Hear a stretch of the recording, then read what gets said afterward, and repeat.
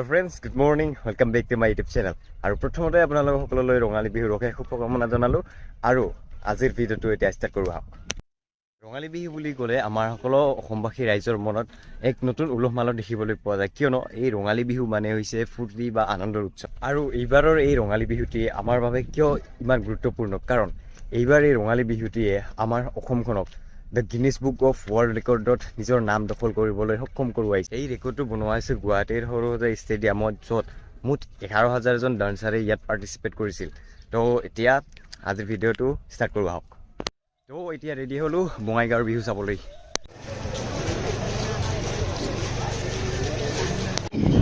তো আমি এতিয়া আহি পালোঁ গান্ধী মৈদানত আৰু গান্ধী মৈদানত সোমোৱাৰ আগতে প্ৰথমতে আমি এই লাইনত সোমাব লাগিব। ইয়াত চেকিং কৰা হৈ আছে চ' প্ৰথমতে চবকে চেকিং কৰিব তাৰপিছতে ভিতৰত সোমাব। চাওক না কিমান দীঘল লাইন আমি সোমোৱাতে বিহু প্ৰায় শেষ নপালে হ'ল। পুৰা ভিৰ লাগি গৈছে চেকিং চলি আছে এইটো চেক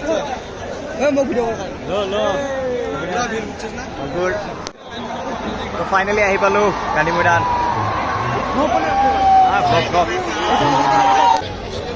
তো চাওক কিমান ভিৰ লাগি আছে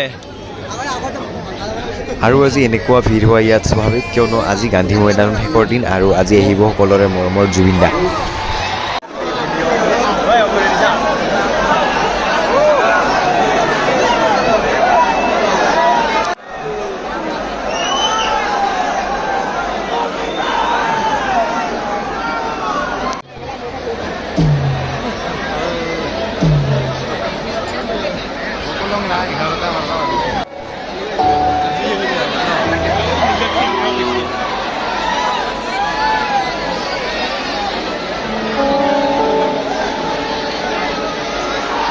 প্ৰায় 11মান বজাত জুবিন দা আহি ষ্টেজত উঠিল আৰু এতিয়া তেওঁক বিহু মেটিয়ে ফুলাম গামোচা এখনি আৰু কচৰাজবংশী গামোচা এখনিৰে তেওঁক সম্বৰ্ধনা জনাই আছে।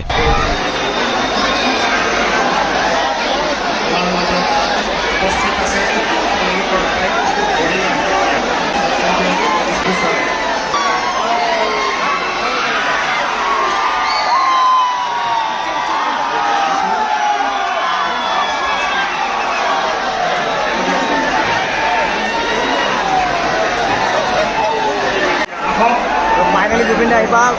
Now good.